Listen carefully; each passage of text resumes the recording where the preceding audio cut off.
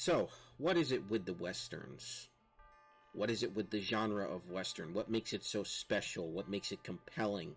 What is it that propelled it into popularity for at least 40 years of its existence? You know, Westerns were super popular from the 1950s till about roughly the 1980s, 1990s. By the 1980s, the fad had almost completely gone away, and by the 1990s, there was a resurgence of a couple of movies, i.e. Silverado and Tombstone. But beyond those two, I don't really think there were many other Western. There might have been some smaller Western series and projects that I'm unaware of, but those, when I think of 90s Westerns, I think of those two movies almost exclusively. By that time, Western mania had all but dried up, but what happened to it? And why is it still culturally relevant today? Why is there still such a love for this genre years after its heyday? You know, what caused its decline ultimately, and you know, is it making a genuine resurgence today? These are a lot of questions that I, based on my own perception, hope to answer, at least in some form, or at least give people some food for thought about.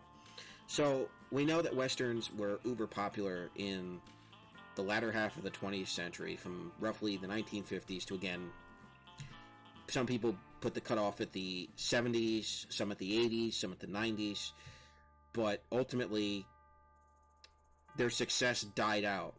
But it was such a long-standing genre. I mean, you had TV shows like Bonanza, Gunsmoke, Tales of the Wells Fargo, The Rifleman.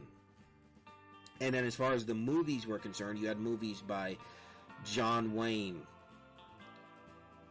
You had movies by Charles Bronson later on, Clint Eastwood, Ronald Reagan, Chuck Connors. And I know I'm going all over the place with era, but those are just some of the standout names that immediately come to mind when you think of the phrase Western.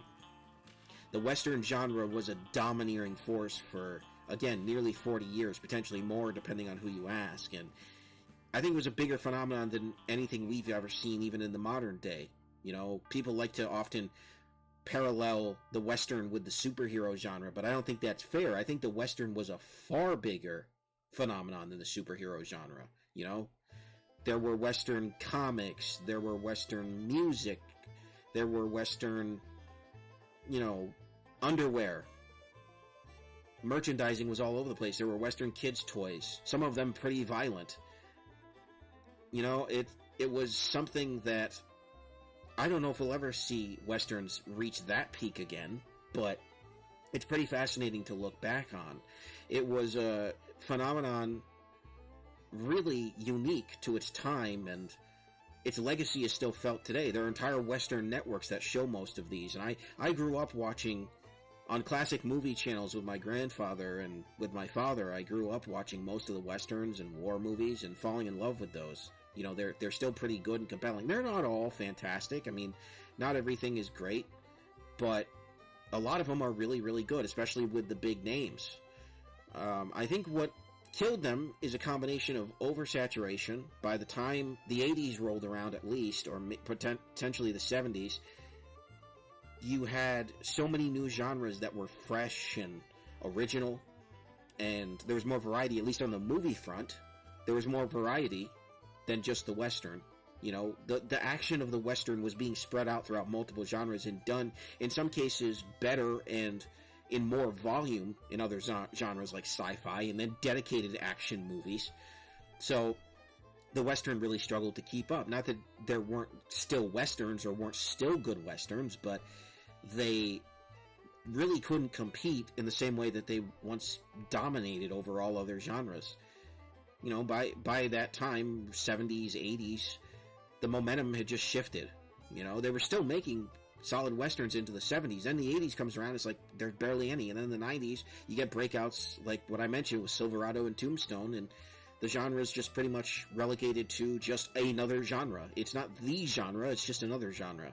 So the interest just wanes, as most things generally do, but it's still got, I mean, it still has a cultural stigma surrounding it. And Westerns were never free of controversy. Westerns weren't just like this glorious genre that everybody universally praised despite their, you know, massive popularity.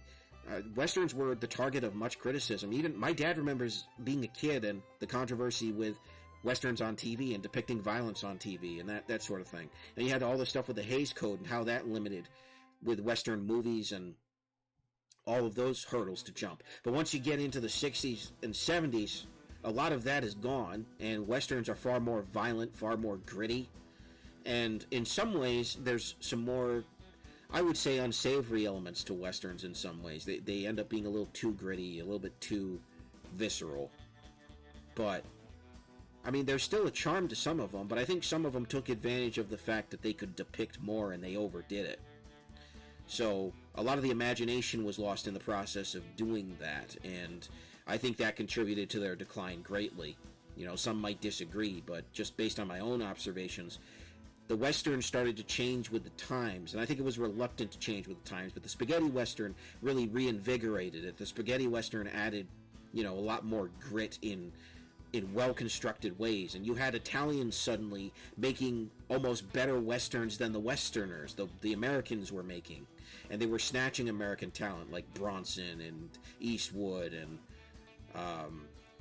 you know, whoever they could find and whoever was willing to do it, and they were churning out movies like the Dollars trilogy and Once Upon a Time in the West and stuff like that. It was just a resurgence, but it didn't really last very long, it seems. It didn't seem to last that well into the 80s or 90s, but there were good things there. But I think by that point, the American studios had all but given up and moved on to things like sci-fi and drama and action and more family-oriented movies and diversifying their portfolios. Not that they were solely defined by Westerns to begin with, but they had jumped off the proverbial Western covered wagon, as it were. You see what I did there? Instead of bandwagon, covered wagon. I'm funny. Anyways, they just didn't have the sway. They didn't have the box office sway that they used to, because I think by that time most people had already seen, even with the spaghetti Westerns, people were kind of like, oh great, more of this. But I think a lot of people were surprised by what the spaghetti Westerns did, because they're some of the most fondly remembered Westerns for a lot of people, you know? I mean, everybody knows John Wayne and all of his various movies, but a lot of people think Clint Eastwood. By the time you get to the 80s, you've got Back to the Future 3 referencing Clint Eastwood, and The Man with No Name referencing all of that. And that skyrockets that stuff into popularity, you know? That's what that generation of kids remembers for Westerns. So it sort of evolves as time goes on, but it doesn't really keep that popularity or cultural relevance that it once had. It doesn't keep that influence that it once had to keep it with that super momentum, you know? By this time, kids are still playing cowboys and Indians, but it's somewhat frowned upon because, well, you don't want to predict the Native Americans wrong now, do you? That's the type of thought process that happens today, and, well, yeah, whatever. Whatever. Everybody's out to ruin fun today, which is one of the reasons why Westerns, in their truest form, will struggle to come back, at least on the Hollywood level. As far as independents are concerned, I think they'll do absolutely fine, but on the Hollywood level, you're going to see a lot of difficulty in bringing Westerns back in an authentic way, because they're going to want to cut so many of the more quote-unquote problematic elements of the Western, and a lot of the violence and stereotypes and everything they consider dated and problematic. It just, it frustrates me to think about how these studios would go about remaking Westerns. I mean, even stuff like Yellowstone that's popular is very sanitized and very modern. It's just, ugh. No, it's a pseudo-Western or a neo-Western, or it doesn't feel like an authentic Western. You know, the real Westerns that come back will be by the passionate people. Don't give a flying crap about woke culture or cancel culture or any of that. They'll just do a straight-up old-fashioned Western, and people will love it. And the people who don't love it are going to have to deal with the fact that it's made and it exists. Plain and simple. You know? Westerns aren't about ideology. They're not about, you know, trying to conform to modern views of the world. They're their own world, their own thing. They're a loose depiction of a time in American history that was largely different. It was sort of a second settling period of America. It was a wild frontier. You know, there were riches to be earned and lives to be lost, but there was also tough survival, and, you know, there was dealing with criminality when you're so separated from the rest of society. And there were so many things that westerns invoked, so many feelings, so many emotions, and so many ideas, but none of them are really connected to our modern perspectives of things. And I think that's one of the reasons they work as pure entertainment, is because you can divorce them from modern ideologies, both politically and so on and so forth. They're their own thing. Their basic premise is good versus evil, at least the good ones. They manage to portray that. Sometimes they can blur the line between that, but in most cases, justice with a big iron is earned in a Western, because the bad guy is a bad guy. There's no ambiguity with whether or not the bad guy is good or bad. The bad guy is bad, and he needs to either be put in jail, hung, or dispensed with the big iron. So, there's no questioning that. But in the modern day, it's very popular to make your villains ambiguous in terms of, they might be good, maybe their cause is just, or all those gray morality, all that garbage. The whole gray morality concept just doesn't work for a Western. At least not the way that Hollywood does it now. It doesn't work at all. And then there's all the identity politics that they try to insert in terms of representation and check boxes. None of that works for Westerns. So, it's a question of, if you're gonna do it, it needs to be done right, and it's going to be a battle for anybody who wants to do it right that's in Hollywood to be able to do it without focusing on any of the wokeness, any of the ideology, any of the checkboxes. It's going to be a real hurdle for them to overcome, and many of them might not be able to do it. They're going to have to rely on independent funding and production. That's where I have no faith in Hollywood to do it right. I have zero faith in Hollywood as it exists right now to do justice to this beloved classic genre that is very well defined, very well loved, and very specific. You can disagree with all the elements of the genre that you want, but it exists in a form that is timeless and that is appreciated by far more people than people who have a problem with it. It is a compelling genre. It's got old TV networks, Grit, really, I love Grit because they lay into that. One of their slogans I saw was, television with grit. They're unashamed of what the Western is. In a day and age where people look back on the past and are like, oh, cringe, oh, it's so dated and problematic. They're like, no, screw that. We are Grit. We understand what the Western is, and we're going to show that to you to the best of our abilities on cable television. We understand it. We're television with an edge. I love it. I absolutely love it. And I'm excited for the future of the Western. I'm excited for reinvigorated interest in the Western. I'm going to do my best to cover more independent Western projects as they come to me. I'm going to do my best to review movies and books and whatever I can and whatever I have time to do. I'm real excited about the prospect of this, because I think the Western deserves a resurgence as it was, not as what Hollywood and modern people want it to be, but as it was and always has been. That's where it succeeds. It's not something that's amenable to change, at least the change that some people want it to be. It's not amenable to that, because then it stops being a Western. A Western isn't just Western setting, Western-inspired clothes, your six-shooter, your Winchester. It's way more than that. It's characterization. It's the way the stories are told. It's the way it uses its environment in a very specific way. It's not always historically accurate, but it respects the history. It doesn't stick its nose up at the history or the ancestry. It respects it to the best of its ability. It always has, even if it's not entirely accurate. It's created some tropes that aren't historically accurate but are fun. Stuff like the showdown at noon and the saloon culture. That sort of thing. It's very well established. It's very well beloved. Its tropes are absolutely adored by multiple generations. Again, I grew up with it. My dad grew up with it, and my grandfather was around for it. So it's multi-generational, and that's what makes Western special, is they're multi-generational. That's what draws people in. People see a lot of the older Westerns. They're more appropriate for younger people, so they're shown to younger people. Then as you age, you get into the grittier stuff, and I'm sorry, I'm a little bit stuffy, but as you age, you get into the grittier stuff, then you start playing some of the games and reading some of the comics, and then all of a sudden you're a Western fan. Maybe you start reading True West magazine, getting into the history of the actual Wild West, which is really fascinating. It's just great stuff. It really is.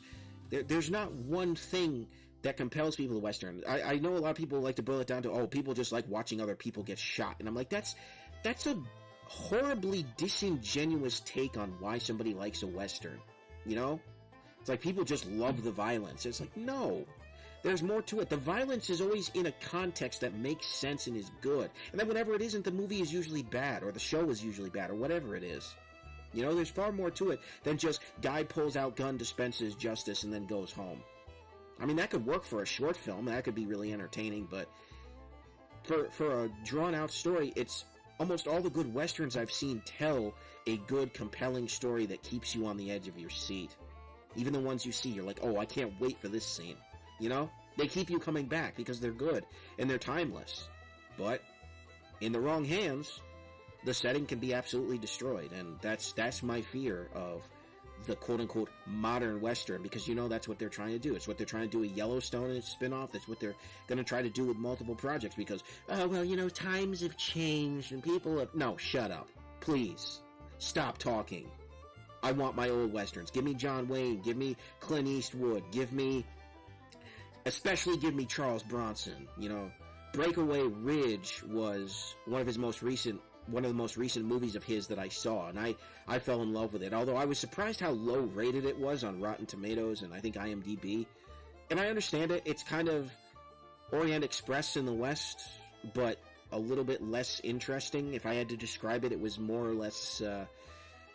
there was a build-up, there was an escalation of action, and it's different in that sense. It's not really action from... I mean, there's some action in the beginning, but it's more intrigue and a little bit of espionage with Charles Bronson's character, but I think it's executed so well. I was impressed with the cinematography. I was really impressed. As a rail fan, I was incredibly impressed with their use of railroad stuff. I mean, they tried to be as accurate as possible, although there's a lot of inaccuracies, but the use of the railroad and the shots of the railroad were just... I mean, they reshot in some locations, like they used the same trestle, I think, at least 3 times, but... I mean, good grief, that was a good movie. I was surprised. I really was. And the ending is fantastic. Won't spoil it for you, but that's one worth watching. I mean, absolutely. It is just... It's really good. And it was a later Western. It was like 1975. So, I mean, examples like that, to me, are what a Western is. And it's not very traditional in that sense. It's really not, but it's got the feel of a Western that you just really can't describe. And that's how a lot of those movies are, especially as they go on later, is they try to be a little less traditional, but they're still Westerns. You know, they're not trying to modernize it. They're mixing up the scenarios a bit and shifting the focus, but also incorporating that action. You know, whenever somebody pulls out a 6-shooter, it's always exciting. You know, somebody's going to get blasted, usually the bad guy, and hopefully the bad guy. So, I mean, it's fantastic. It's a fantastic genre, and it's a fantastic setting. I mean, just looking at this background, it's very compelling. I might make this my actual computer background, you know? It's really good. It's really good, and I can't wait to see what the future holds for it. So let me know what you think down in the comments below, what your history is with Westerns, what you want to see come back, how you want to see them come back. Let's get a conversation going. Thank you very much for watching. This has been Super Koopa TV. God bless. Have a good one. Peace.